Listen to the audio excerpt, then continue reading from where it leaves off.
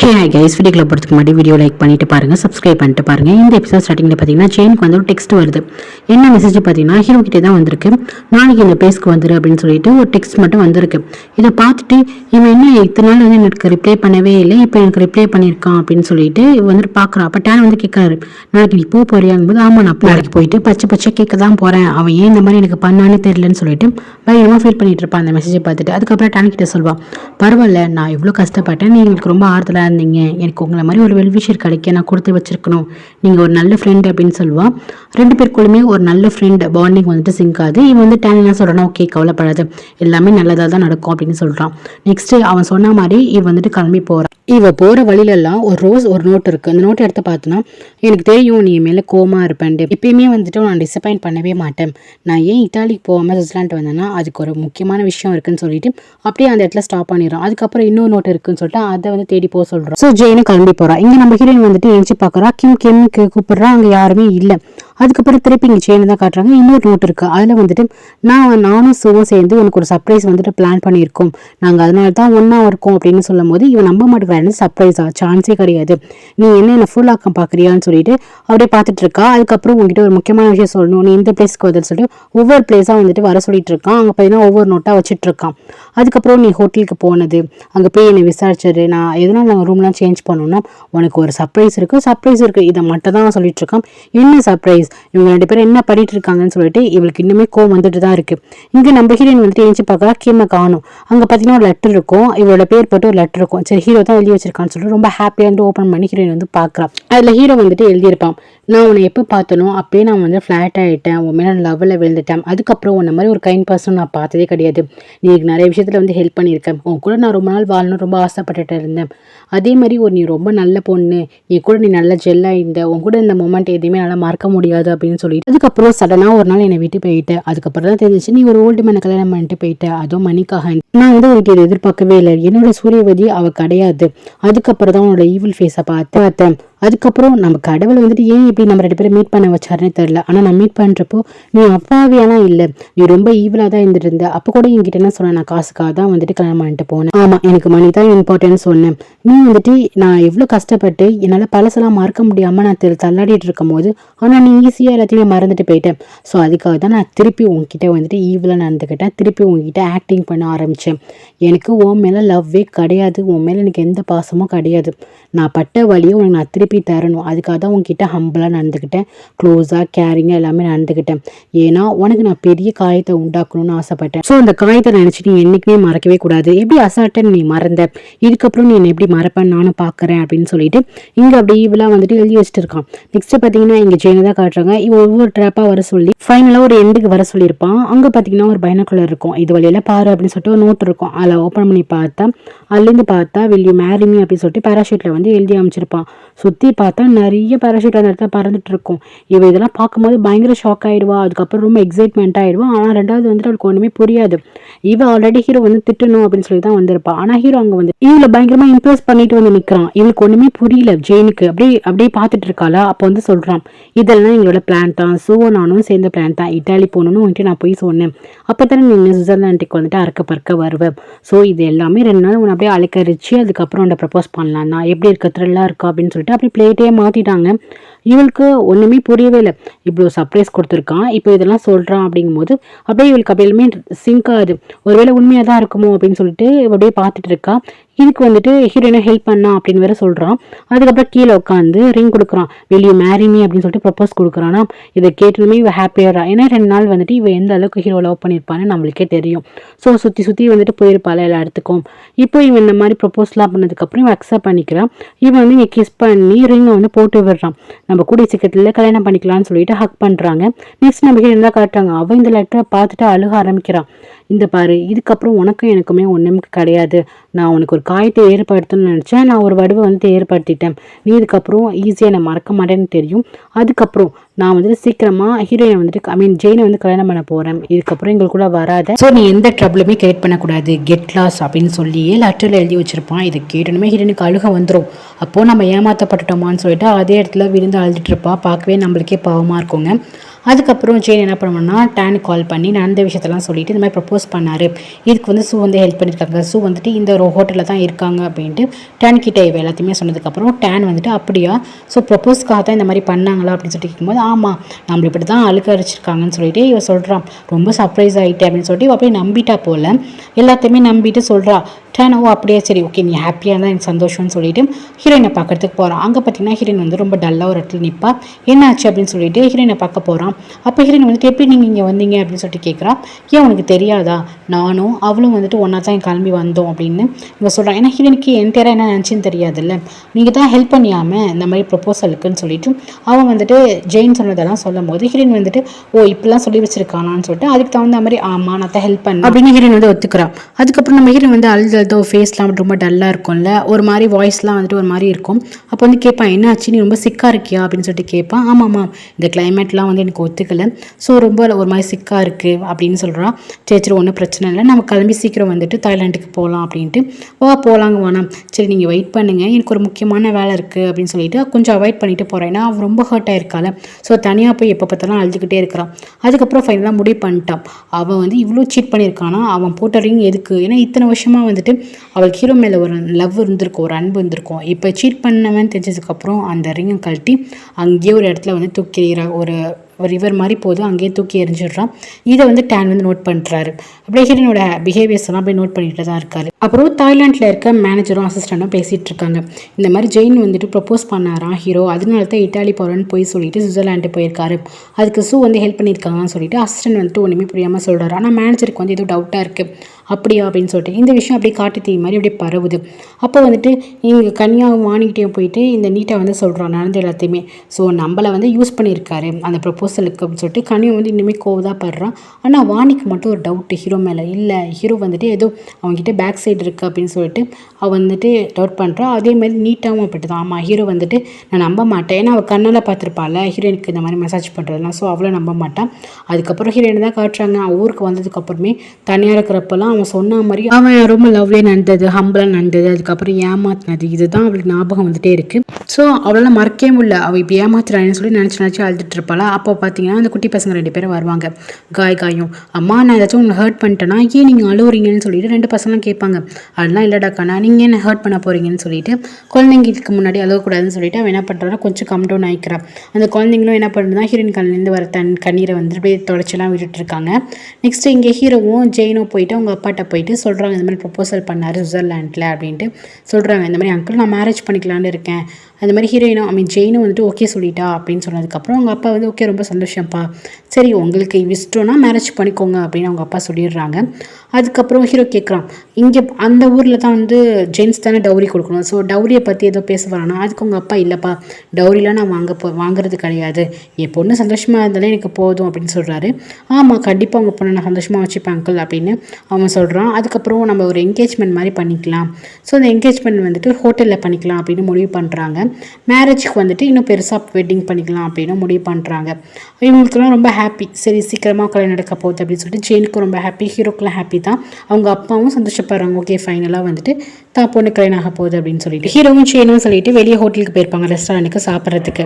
அப்போ பார்த்தீங்கன்னா ஒரு லாப்ஸ்டர் இருக்கும் அது வந்துட்டு ஆர்டர் பண்ணியிருப்பா ஜெயின். அந்த லாப்ஸ்டரை ஹீரோ வந்துட்டு சாப்பிட்றதுக்கு போவான். அப்போ தான் டக்குன்னு ஹீரோயின் கூட வந்துட்டு டின்னருக்கு போனானா அப்போ இதுவும் ஆர்டர் பண்ணி சாப்பிட்ருப்பான் போல்.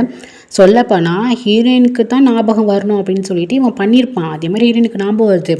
அட் ஏ டைமாக நம்ம ஹீரோக்கும் ஹீரோயின் கூட இந்த மொமெண்ட் எல்லாமே ஞாபகம் வருது. ஸோ அந்த லாப்ஸ்டரை வந்துட்டு சாப்பிடாம அப்படியே பார்த்துட்டே இருக்கிறான். என்ன ஆச்சு அப்படி கேட்கும்போது இல்லை இந்த ஃபுட் எனக்கு பிடிக்கல அப்படின்னு ஹீரோ சொல்கிறான். சரி அப்படின்னு சொல்லிட்டு இன்னொரு ஃபுட் ஆர்டர் பண்ணுறான். அது பார்த்திங்கன்னா நூடுல்ஸாக இருக்குது. இந்த நூடுல்ஸ் தான் இவன் உட்காந்து சாப்பிட்டுட்டு இருந்திருப்பாங்கள்ல அதுவுமே அவனுக்கு பிடிக்கல. அந்த பார்க்கும் போது அவனுக்கு வந்து பிடிக்கலங்கிறத விட அவனுக்கு வந்து ஹீரோனோட ஞாபகம் வந்து வந்துகிட்டே இருக்குது. அப்படியே ஸ்டென் ஆகி அப்படியே வந்து அந்த நூடுல்ஸே பார்த்துட்டு இருக்கான். அவனுக்கு வந்துட்டு என்னடா இது நம்ம ஏன் அவளை நினச்சிட்டு இருக்கோம் அப்படின்னு தோணிட்டு இருக்கு. நெக்ஸ்ட் டே ஆஃபீஸ்க்கு வரானா ஹீரோயின் எப்போதும் உட்காந்துருப்பாள் ஒரு பிளேஸில் அசிஸ்டண்ட்டாக. ஸோ அந்த பிளேஸை பார்க்குறான். டக்குன்னு ஹீரோயினோட ஞாபகம் தான் வருது. எப்போதும் பேச போகும்போது டைரக்டர் அப்படின்னு சொல்லிட்டு ஹீரோயின் எந்திரிப்பாள். ஸோ அதெல்லாம் ஞாபகம் வருது. அதுக்கப்புறம் ஆஃபீஸ்க்குள்ளே போய் உட்காந்துட்டு பார்க்குறான். கண்டிப்பாக ஹீரோயின் தான் வந்து ஒர்க்குக்கு வருவோம் அப்படின்னு சொல்லி தான் போய் பார்க்குறான். ஆனால் ஹீரோயின் வந்து ரிசைன் பண்ணிட்டு போயிட்டா போல். வேறு ஆள் வராங்க. ஹீரோயின் எங்கே அப்படிங்கும்போது அவங்க ரிசைன் பண்ணிட்டாங்க. இன்னும் பேப்பர் போட்டிருப்பாள். ப்ராப்பராக பேப்பர் வந்துட்டு இது பண்ணியிருக்க மாட்டாள். ஆனால் அவன் சுவிட்சர்லாண்டில் இருக்கும் போதே எனக்கு பேப்பர் நான் குவிக் பண்ணிக்கிறேன் வேலையை அப்படி ஸ்டாப் பண்ணிக்கிறேன்னு சொல்லிட்டு ஸ்டாப் பண்ணியிருப்பா. ஸோ செட்டில்மெண்ட் அமௌண்ட்டும் அவள் வேணான்னு சொல்லியிருப்பா. ஸோ இதை தான் சொல்கிறாங்க இங்கே. என்னாச்சு, ஏன் இப்படி சொன்னாங்கன்னு தெரியல சார் அப்படின்ட்டு சொல்கிறாங்க. ஹீரோ வந்துட்டு ஓகே சரி விடுங்க, வேறு வேலையை பாருங்க அப்படின்னு சொல்லிட்டு அவன் என்ன பண்ணுறான்னா பெருசாக கண்டுக்கல. அதுக்கப்புறம் காஃபி கேட்பான். எப்போது போல் லெமன் அந்த ஸ்லைஸ் வச்சு கொடுப்பாங்க. இது வந்துட்டு ஹீரோக்கு திருப்பி ஹீரோயினை தான் நான் ஊற்றுதா, இல்லை வேண்டாம் எனக்கு நார்மல் காஃபியே கொடுங்கன்னு சொல்லிட்டு ஒர்க் பண்ணுறான். ஆனால் எந்த ஒர்க்குமே ஒழுங்காகவே இல்லை. ஹீரோயின் வந்து பர்ஃபெக்டாக பண்ணுவான். ஸோ அதே வந்துட்டு கோவப்படுறான் அந்த இடத்துல, ஏன் ஒழுங்காலாம் பண்ண மாட்டீங்களா அப்படின்னு சொல்லிட்டு. நெக்ஸ்ட் வந்துட்டு ஜெயின் தான் கால் பண்ணுறா. ஆனால் ஹீரோ வந்து அந்த ஃபோனை எடுக்கவே இல்லை. அவனுக்கு ஹீரோயின் நம்பமாகவே இருந்துட்டு இருக்கு. நெக்ஸ்ட் என்ன பண்ணா டெக்ஸ்ட் பண்ணி விடுறான், நம்மளோட வெட்டிங்க்கு அதுக்கப்புறம் என்கேஜ்மெண்ட்க்குலாம் ட்ரெஸ் பார்க்க போகணும், நீ எப்போ ஃப்ரீயாக இருப்ப அப்படின்னு சொல்லிட்டு டெக்ஸ்ட் பண்ணி விடுறான். ஹீரோ வந்துட்டு இல்லைம்மா ஆஃபீஸில் நிறைய ஒர்க் இருக்குது, கொஞ்சம் பிஸியாக இருக்கேன், அப்புறம் பார்த்துக்கலாம் அப்படின்னு சொல்லிட்டு ஹீரோ சொல்கிறான். அப்புறம் காய் என்ன பண்ணுறாங்கன்னா அந்த பொண்ணு இருப்பாள் இவங்க கூட மாடலாக வந்து ஃபோட்டோ எடுக்க வந்திருப்பாள். ஸோ அந்த பொண்ணு தான் கால் பண்ணி நம்ம எல்லாரும் மீட் பண்ணலாம் அப்படின்னு சொல்லுவாள். சரின்னு சொல்லிட்டு பசங்களை வச்சுட்டு ஹீரோயின் போவா. இவங்க ஒரு மாலில் தான் வெயிட் பண்ணிட்டு இருப்பாங்க. இந்த பொண்ணுக்கு ஹீரோயினை பார்த்தாலே ரொம்ப பிடிக்கும். அந்த பொண்ணுக்கு ஆசை தான் அப்பா கூட வந்துட்டு இவங்களை சேர்த்து வைக்கணும்னு சொல்லிட்டு ரொம்ப ஆசைப்படுறான். ஓடி போய் ஹக் பண்ணிக்கிறான். ஆன்ட்டி நான் ரொம்ப மிஸ் பண்ணேன்னு சொல்லிட்டு ஹக் பண்ணிக்கிறான். அதுக்கப்புறம் 3 பசங்களை அடிச்சுட்டே வந்துட்டு ஐஸ்கிரீம் ஷாப்லாம் போயிட்டு சாப்பிட்டு இருக்காங்களா. இந்த சன்னாங்கிறவருக்கு வந்துட்டு ஹீரோயின் ரொம்பவே பிடிச்சிருக்கு. அப்படியே ஹீரோயின் அப்படியே வச்சு பார்த்துட்டு இருக்காரு. அதுக்கப்புறம் பசங்களாம் விளையாடிட்டு இருக்காங்களா. அப்போ வந்து கேட்குறாரு, சாரி உங்களை டிஸ்டர்ப் பண்ணதுக்கு, நீங்கள் வேறு வேலைக்கு போயிருப்பீங்க, உங்களை போய் டிஸ்டர்ப் பண்ணிட்டேன் அப்படின்ட்டு இவர் சொல்கிறாரா. இல்லை சாரிங்க நான் ரிசைன் பண்ணிட்டேன் அப்படின்னு ஹீரோயின் சொல்கிறான். என்னாச்சு, ஏன் நீங்கள் ரிசைன் பண்ணீங்க அப்படின்னு சொல்லிட்டு கேட்கும்போது இல்லை ஒரு பர்சனலுக்காக தான் நான் வந்து ரிசைன் பண்ணிட்டேன், இப்போ வேறு ஜாப் பார்த்துட்டு இருக்கேன் அப்படின்னு ஹீரோயின் சொல்லுவாள். அப்படியா, ஒன்றும் பிரச்சனை இல்லை, இந்த ஹோட்டலில் வந்துட்டு ஒரு மேனேஜர் வந்துட்டு குவிக் பண்ணிட்டாரு, ஸோ அந்த ஜாப் வந்துட்டு அவைலபிளாக தான் இருக்குது, நீங்கள் வேணால் வரீங்களா அப்படின்னு சொல்லிட்டு கேட்பாரு. அது ஹீரோயின் வந்துட்டு நான் வந்துட்டு இந்த மாதிரி செக்ரட்டரியாக இந்த மாதிரி ஒர்க் தான் பண்ணிட்டு இருந்தேன், எனக்கு ஹோட்டல் மேனேஜ்மெண்ட் மட்டும் எனக்கு ஒன்றுமே தெரியாது அப்படின்னு சொல்லுவாள். ஒன்றும் பிரச்சனை இல்லைங்க, நான் உங்களை பார்த்துருக்கேன், நீங்கள் எதுவுமே சீக்கிரமாக லேர்ன் பண்ணிப்பீங்க, எனக்கு நல்லாவே தெரியும், அன்றைக்கி நாங்கள் ஃபோட்டோஷூட்டில் கூட அழகாக வந்துட்டு பண்ணீங்க, கண்டிப்பாக நீங்கள் சீக்கிரமாக லேர்ன் பண்ணிவிடுவீங்க, நீங்கள் வாங்க உங்களுக்கு இஷ்டம் தான், நீங்கள் கண்டிப்பாக வாங்க அப்படின்னு சொல்லுவான். சரி நான் யோசிக்கிறேன் அப்படின்னு இவ சொல்லுவாள். நெக்ஸ்ட்டு பார்த்தீங்கன்னா இங்கே ஜெயின் தான் ரொம்ப டல்லாக இருப்பாள். அப்போ டேன் வந்து கேட்பாரு, ஏமா இன்னும் டல்லாக இருக்குது அப்படின்னு சொல்லிட்டு கேட்பாரு. இல்லை என்னன்னு தெரியல, கொஞ்சம் கூட கோஆப்ரேட் பண்ண மாட்டேங்கிறான், வெட்டிங்குள்ளே ட்ரெஸ்லாம் வந்துட்டு வாங்க போகணும், பர்ச்சேஸ் பண்ண போகணும், எதுக்குமே வர மாட்டேங்கிறான், ரொம்ப பிஸியாக இருக்கான்னு சொல்லிட்டு ஃபீல் பண்ணிட்டு இருப்பா. அதெல்லாம் விடுமா, என்ன இவ்வளோ தூரம் வந்துடுச்சு, நீ ஏன் ஃபீல் பண்ணிட்டு இருக்க அப்படின்னு சொல்லிட்டு ரொம்ப ஆறுதலாக வந்து சொல்லுவார். இவளுக்கு ரொம்ப கம்ஃபர்டபுளாக இருக்கும் டேன் கிட்ட பேசுறது. அதுக்கப்புறம் பார்த்தீங்கன்னா ஹீரோயின் தான் காட்டுறாங்க. அவள் வந்துட்டு ஒர்க்கு ஜாப்லாம் பார்த்துட்டு இருப்பா. அவளுக்கு எந்த இடமே செட்டே ஆகாது. அப்படியே பார்த்துட்டே இருக்கும்போது அவளோட கார்டனில் வந்துட்டு அந்த ஃப்ளவர் இருக்கும். ஹீரோ வந்துட்டு ஏமாத்திருப்பான்னு அழைச்சிட்டு போயிட்டு ஸோ அந்த ஃப்ளவர் இருக்கும். அதை பார்த்துட்டு இவளுக்கு கோவம் வந்துடுமா, அது எல்லாத்தையுமே பிடுங்கி போட ஆரம்பிச்சிருவா. இதை பார்க்கும்போது கூட ஹீரோ ஞாபகம் வருதுன்னு சொல்லிட்டு அப்படி பிடிக்கிட்டு இருக்கும்போது கரெக்டாக அங்கே செயினும் இங்கே டேனுமே வருவாங்க. அவங்கள பார்த்துட்டு வந்துட்டு வாங்க நல்லா இருக்கீங்களான்னு சொல்லிட்டு என்ன 2 பேரும் சேர்ந்து வந்திருக்கீங்க அப்படின்னு சொல்லிட்டு ஹீரோயின் கேட்பா. இல்லை உன்னை பார்க்க தான் வந்திருக்கேன், இந்த மாதிரி ரொம்பவே தேங்க்ஸ், ஹீரோ வந்துட்டு என்கிட்ட ப்ரப்போஸ் பண்ணும்போது நீங்கள் ஹெல்ப் பண்ணதுக்குன்னு சொல்லிட்டு ஃபஸ்ட்டு தேங்க்ஸ் சொல்கிறா. ஓகே அப்படின்னு ஹீரோயின் வந்துட்டு சொல்கிறா. அவளுக்கே தெரியுது இதெல்லாம் பொய்யிண்டு, பட் வேறு வழி இல்லைல்ல. அதுக்கப்புறம் என்ன சொல்கிறான்னா, எங்களுக்கு சீக்கிரமாக என்கேஜ்மெண்ட் ஆக போகுது, நீ கண்டிப்பாக இன்வால்வ் ஆகணும், அதுலேயும் நீ தான் எல்லா வேலையுமே பண்ணணும் அப்படின்னு சொல்லிட்டு இந்த வேலையை வேறு கொடுக்குறா. ஹீரோயினுக்கா அப்படியே ஒரு மாதிரி இருக்குது. சரி இப்போ வெளியே கட்டிக்கூடாதுல்ல, கண்டிப்பாக அப்படின்னு சொல்கிறா. அதுக்கப்புறம் என்ன பண்ணிகிட்ருக்க, ஆள் இல்லையே, டேன் வந்து கேட்குறாரு, எதுக்கு இந்த புல்லெல்லாம் புழுகிட்டு இருக்க, எதுக்கு இந்த ஃப்ளவர்லாம் புழுகிட்டு இருக்க, ஆள் ஏதாச்சும் அமுச்சு விட்டோமா கேட்கும்போது இல்லை வேண்டாம் அப்படின்னு அந்த ஃப்ளவர்ஸ்லாம் எடுத்து போட்டுட்ருப்பாளா. இதை வந்து செயின் கேட்குறான், இந்த பூலாம் பார்க்க ரொம்ப நல்லா இருக்குது, என்கிட்ட கொடுக்குறீங்களா அப்படின்னு சொல்லிட்டு கேட்குறா. சரி இதை வச்சுட்டு என்ன பண்ண போகிறீங்க அப்படின்னு கேட்கும்போது இல்லை எனக்கு கொடுங்கல அப்படின்னு சொல்லிட்டு அதை வாங்கிட்டு போகிறான். வாங்கிட்டு போய் ஸ்ட்ரைட்டாக ஹீரோ வீட்டை எல்லாத்தையும் நட்டு வச்சுட்டு இருக்காங்க. ஹீரோ அங்கேருந்து வந்து பார்த்துருமே இந்த ஃப்ளவரை பார்த்துருமே, என்ன இது இந்த ஃப்ளவர் எப்போ நீ வாங்கிட்டு வந்தேன், உனக்கு இந்த ஃப்ளவரை பற்றி தெரியுமாங்கும் போது ஆமாம்மா இந்த ஃப்ளவர் பற்றி தெரியும், இது பேர் கூட அப்படின்னு சொல்லிட்டு அந்த ஃபர்கெட் மீ அப்படின்னு சொல்லிட்டு ஒரு பேர் சொல்கிறாங்களே. ஸோ அதுதான் சொல்கிறா. சரி அதான் இருக்கட்டும், உனக்கு இந்த ஃப்ளவர் யார் கொடுத்தா அப்படின்னு கேட்கும்போது கொடுக்கலாம் இல்லை, ஹீரோயின் வீட்டில் வந்துட்டு ஹீரோயின் வந்து இதெல்லாம் பிடுங்கி போட்டுட்டு இருந்தாலா, சரி வேஸ்ட்டாக போகக்கூடாதுன்னு சொல்லிட்டு அது எல்லாமே நான் வாங்கிட்டு வந்தேன்னு சொன்னதுக்கப்புறம் ஹீரோக்கு வந்துட்டு செம்ம கடுப்பாகுது. ஸோ ஸ்ட்ரைட்டாக ஹீரோயின் வீட்டுக்கே போகிறான். அங்கே பார்த்தீங்கன்னா அவள் ட்ராஷில் வந்துட்டு அந்த பூவெல்லாம் போட்டுட்ருப்பாளா. ஹீரோ போய் நிற்பான். ஹீரோ பார்த்துமே இவன் இந்த மூஞ்சிலே முடிக்கக்கூடாதுன்னு சொல்லிட்டு உள்ளார போகிறான். இவன் அப்படியே சவுண்டு விட்டு வதின்னு சொல்லிட்டு என்ன பண்ணுறான், கத்திக்கிட்டே பாடி போகிறான். இவன் இப்படி கத்திட்டு போகிறது உள்ள இருக்க பேரண்ட்ஸ்க்கு வந்து என்ன வெளியே எது சவுண்டு கேட்குது அப்படின்னு சொல்லிட்டு கேட்குது. இங்கே போயிட்டு என்ன நினச்சிட்டு இருக்கேன், நான் அவன்கிட்ட என்ன சொன்னேன், ஏன் லைஃப்லையோ ஜெயின் லைஃப்லையும் நீ வரக்கூடாதுன்னு சொன்னேன், ஆனால் நீ எவ்வளோ தெரியுமா இருந்தால் அந்த பூ கொடுத்து விட்டுருப்பேன், ஸோ நீ என்ன சொல்ல வர, அவகிட்ட போய் யாருமே சொல்ல போறியா என்ன பிளாக்மெயில் பண்ண போறியா என்ன அப்படின்னு சொல்லிட்டு கேட்குறான். ஸோ ஹீரோயின் வந்து செம்ம காண்டாயிரா, என்ன நினச்சிட்டு இருக்கேன், உன்ன மாதிரி எல்லாரும் இருப்பாங்கன்னு நினச்சிட்டு இருக்கேன், உன்ன மாதிரி நம்பி கழுத்து இருக்கிற வேலை நான் பண்ண மாட்டேன், எனக்கு தெரியும் என்னோட லிமிட் எது, நான் என்ன பண்ணுவோம் எனக்கு தெரியும், தேவையில்லாமல் பேசாதங்கும் போது வேறு எப்படி எப்படி நீ தான் நினச்சிட்ருக்க எங்கள் 2 பேருக்குள்ள லைஃப்குள்ளே வரலாம் அப்படின்னு தான் நினச்சிட்டு இருக்கும்போது சான்ஸே கிடையாது. நான் உன் லைஃப்குள்ளே நான் வரணும்னு ஆசைப்பட்டதே கிடையாது, நான் வர போகிறதும் கிடையாது. உன்னை மாதிரி ஒரு கேவலமான ஆளை நான் பார்த்து கிடையாது. நான் நினச்சிட்டு இருந்தேன் ஓரளவுக்கு நல்லவர் அப்படின்னு நினச்சிட்டு இருந்தேன் அப்படின்னு சொல்லிட்டு போவா. அப்போது நீ என்ன சொல்ல வர, நீ என்ன சொல்ல வர அப்படின்னு சொல்லிட்டு கேட்பானா. அப்படியே பலான்னு ஒரு ஆரம்பிச்சிட்டு என் லைஃப் அப்படியே ஸ்பாயில் பண்ணிட்டல, நான் உன்னை நம்பினேன், ஆனால் நீ எனக்கு எவ்வளோ துரோகம் பண்ணியிருக்க அப்படின்னு சொல்லிட்டு திட்ட ஆரம்பிச்சிருவா. உனக்கு என்னை ஏமாற்ற இது வழி தான் தெரிஞ்சிச்சா, உனக்கு வந்து என்னை பிடிக்கலன்னா என்னை விட்டு நவுந்து போகலாம், இல்லை என்னை எங்கேயாச்சும் நவுத்தி வைக்கலாம், அதை விட்டு என் கூட பழகி என்னை நம்ப வச்சு இது மாதிரி கழுத்தடிக்கிறீங்க, உன்னை மாதிரி ஒரு கேவலமான ஜென்மம் பார்த்தது இல்லைன்னு சொல்லிட்டு அப்படியே மனசில் இருக்கிறது எல்லாத்தையுமே போட்டு அப்படியே கொட்டிடுறான். ஹீரோக்கு ரொம்ப அதிர்ச்சி, இவகிட்ட இந்த மாதிரி சைடு இருக்கா, இவ எப்படிலாம் பேசுவாளா அப்படின்னு சொல்லிட்டு. அப்போ தான் கேட்குறான், என்ன நினச்சிட்டு இருக்கேன், நான் பழைய சூரியவதி இல்லை, அவள் வந்து எப்பயும் செத்து போயிட்டான், அது ஒன்னால ஒரு பொண்ணு இறந்து போயிட்டா, இதுக்கப்புறம் நான் பழைய ஆள்லாம் அவனுக்கு கிடையாதுங்கும் போது இவன் வந்து நீ எப்படி வேணால் இருந்துக்கோ, எனக்கு அதை பற்றி கேர் கிடையாது, நீ வந்து என்குள்ளேயும் ஜெயின்குள்ளேயும் நடுவில் வந்து நீ வரவே கூடாது அப்படின்னு சொல்லுவான். ஹீரோயின் வந்துட்டு சேச்சா உங்களுக்குள்ளே நான் வரணும் அவசியமே எனக்கு கிடையாது, அதுவும் பேசுறதுக்கப்புறம் நான் பார்க்கவே கூடாதுன்னு சொல்லிட்டு அந்த இடத்துலேருந்து போயிடுவா. இது ரொம்ப இவனுக்கு டேமேஜ் ஆன மாதிரி இருக்கும். உள்ளார போயிட்டு ஹீரோயின் வந்து அழுதுட்டு தான் இருப்பாள். நெக்ஸ்ட்டு பார்த்தீங்கன்னா செயின் வந்து ஒரு லைப்ரரிக்கு போவாளா, அங்கே பார்த்தீங்கன்னா அந்த நீட்டாக இருப்பாள். நீட்டாக என்ன பண்ணுவானா, நான் கேள்விப்பட்டவங்க 2 பேருக்கும் வெட்டிங் ஆமை அப்படின்னு சொல்லிட்டு, ஆனால் நீ இன்னுமே நம்பிட்டு இருக்கேன், சொல்லப்போனால் உன் பாய் ஃப்ரெண்டுக்கு வந்து ஒரு பிளாக் சைடு இருக்குது, அது உனக்கு தெரியவே இல்லை அப்படின்னு சொல்லிட்டு போகிறான். இவளுக்கு வீட்டுக்கு போனால் இப்போ தான் கொஞ்சம் கம் டவுன் ஆயிருப்பா, திருப்பி மண்டே கழுவி விட்டாளா, ஸோ அப்படியே திருப்பி டென்ஷன் ஆகிட்டு இருக்கா. அதுக்கப்புறம் நம்ம ஹீரோயினுக்கு வந்துட்டு கால் பண்ணுறாங்க. கால் பண்ணி என்ன ஒர்க்குக்கு வரீங்களான்னு சொல்லிட்டு சனா தான் கேட்குறாங்க. ஹீரோயின் வந்துட்டு ஓகே நான் வந்துட்டு வேலைக்கு வரேன் அப்படின்னா, அங்கே சனா கூட ஒர்க் பண்ணுறதுக்கு இவ வில்லிங்காக இருக்கான். சரி போகலான்னு வீட்டில் வந்து சொல்கிறான், இந்த மாதிரி நான் வந்துட்டு ஒர்க்குக்கு போகிறேன், நான் வந்துட்டு இந்த ஜாப் வந்து குயிட் பண்ணிட்டேன் என்ன அப்படின்னு சொல்கிறான். அவங்க அம்மா சரி இருக்கட்டும்மா, இப்போ நீ அந்த ஒர்க்குக்கு வந்துட்டு அது அனதர் டவுன் ஆச்சு, நீ இங்கேயே வேலை பார்க்கலாம், சரி அந்த வேலை வேணான்னா இங்கே டேன் சொன்னார்ல டேன் கம்பெனியில் கூட வேலை பார்க்கலாமே அப்படின்னு அவங்க அப்பா சொல்கிறாரு.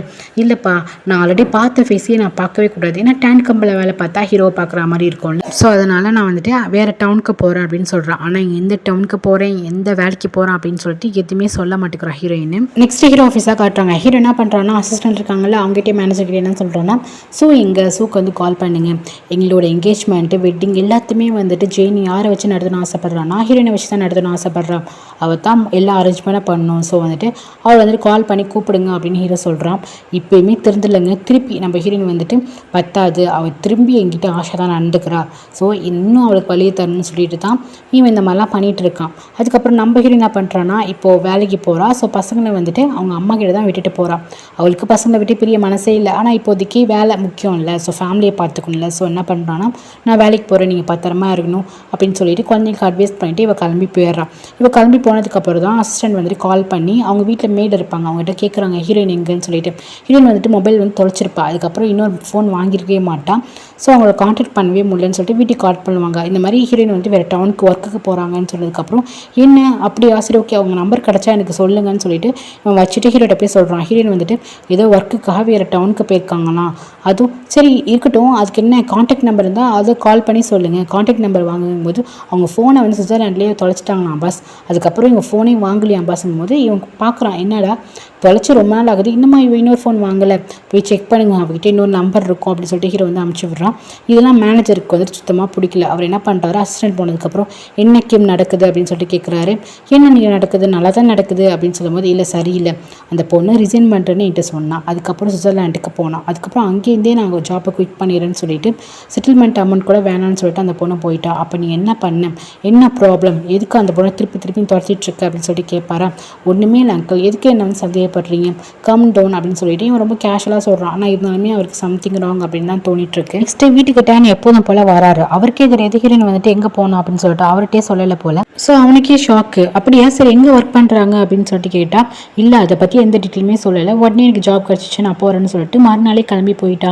என்கிட்ட எதுவுமே சொல்லலை. சுவிட்சர்லாண்ட்லேயே வந்ததுக்கு அப்புறமே ரொம்ப டல்லாக இருந்தா, அவகிட்ட ஏதோ ஃபேஸ் ரொம்ப டல்லாக இருந்துச்சு, ரூம்லேயே தான் இருந்தா, ஒரு வார்த்தை 2 வார்த்தை தான் பேசினா, சம்திங்கிறாங்க எனக்கு ஒன்றுமே புரியல, சுவிட்சர்லாண்டில் ஏதாச்சும் நடந்துச்சா அப்படின்னு சொல்லிட்டு கேட்குறாங்க.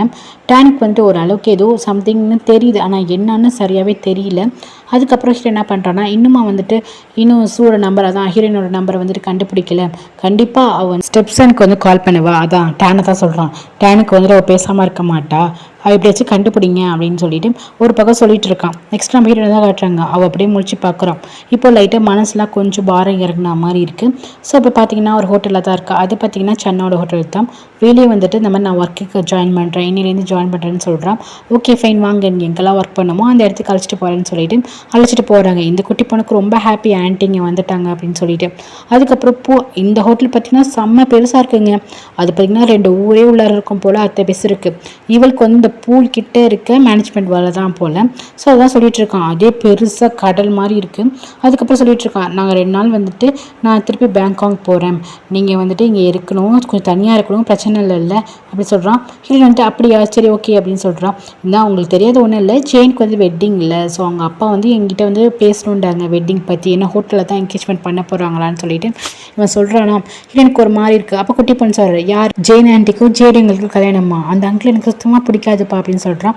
ஏன் இப்பெல்லாம் வந்துட்டு பெரியவங்களை சொல்லக்கூடாது அப்படின்னு சொல்லும் போது, இல்லை அன்றைக்கி ஃபோட்டோ ஷூட் எடுக்கும் போதே அந்த அங்கிளோட ஃபேஸ் ஒருன்னு இருந்துட்டு இருந்துச்சு, அவங்களுக்கு வந்துட்டு நீங்கள் 2 பேரும் ஃபோட்டோ ஷூட் எடுக்கிறதே சுத்தமாக பிடிக்கல அப்படின்னு சொல்லிட்டு இருப்பா. ஆனால் இவனுக்கு சென்னாக்கு ஒன்றும் புரியாது இல்லை, சின்ன பிள்ளை ஏதோ பேசுகிறான்டா. ஆனால் ஹீரோனுக்கு நல்லா புரியும்.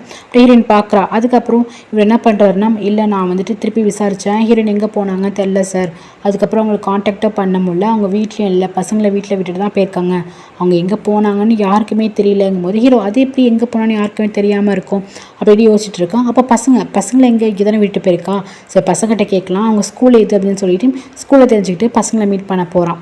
பசங்கள்கிட்ட போய் பேசுகிறான். இவன்னா ஆல்ரெடி தெரியும்ல, அந்த பசங்க நல்லா பேசுவாங்களா. ஸோ பேசுகிறான். அம்மா எங்கேப்பா போயிருக்காங்கும் போது அம்மா வந்துட்டு இந்த மாதிரி ஒர்க்குக்கு போயிருக்காங்க அப்படின்னு சொல்கிறாங்க. சரி ஒர்க் எங்கே அப்படிங்கும்போது டவுனில் அப்படின்னு சொல்கிறாங்க. சரி எந்த டவுன் அப்படின்னு கேட்கும்போது அது டவுன் அப்படின்னு மட்டும் தான் சொல்கிறாங்க. சரிப்பா எந்த டவுன், இப்போ பேங்காக்னு ஒரு இது இருக்குது, இதை பற்றி ஒவ்வொரு இதாக சொல்லிவிட்டு அம்மா எந்த டவுனில் போயிருக்காங்க அப்படிங்கும்போது அது ஒரு டவுன் தான் அப்படின்னு சொல்லிட்டு திருப்பி இந்த பசங்க சொல்கிறாங்க. அதுக்கப்புறம் காதுக்குள்ளே வந்து 2 பேரும் குசுன்னு பேசிக்கிறாங்க. என்ன பேசுகிறீங்க அப்படின்னு கேட்குறாங்க. அதான் அந்த பொண்ணு இருப்பால ஹனின்னு சொல்கிறாங்க. ஹனினா அந்த குட்டி பொண்ணு தான். ஸோ அவங்க வீட்டுக்கு தான் போயிருக்காங்கன்னு சொன்னதுக்கப்புறம் ஹீரோக்கு தெரிஞ்சு போச்சு. ஸோ டக்குன்னு என்ன பண்ணால் அசிஸ்டண்ட் கால் பண்ணி ஹீரோயின் எங்கே போயிருக்கான்னு தெரியும், அந்த சென்னாவோட பேக்ரவுண்டை விசாரிங்க அப்படின்ட்டு ஹீரோ வந்து சொல்கிறான். அப்புறம் ஹீரோக்கு செம்ம காண்டு, நீ வேதனைப்படுவ கஷ்டப்படுவேன்னு நினச்சிட்டு இருந்தா, நீ அசால்ட்டாக நான் ஏற்படுத்தின காயத்தெல்லாம் தூக்கி எறிஞ்சிட்டு இன்னொரு காயம் வந்துட்டு பார்க்க போயிட்டல, உனக்கு ஃபைனலாக காசு தானே இம்பார்ட்டன்ட், ஸோ காசு இருக்க போய் சென்னாவை மீட் பண்ண போயிட்டேன், நீங்கள் எப்படிப்பட்ட பொண்ணாக இருப்பேன்னு சொல்லிட்டு இன்னுமே ஹீரோயின் மேலே வந்து வஞ்சத்தை வந்து திணிச்சிட்டு இருக்கான். ஸோ இதோட இந்த எபிசோட் முடியுது கைஸ். தேங்க்யூ ஃபார் வாட்சிங். லைக் பண்ணிட்டு பாருங்கள், சப்ஸ்கிரைப் பண்ணிட்டு பாருங்கள். Take care.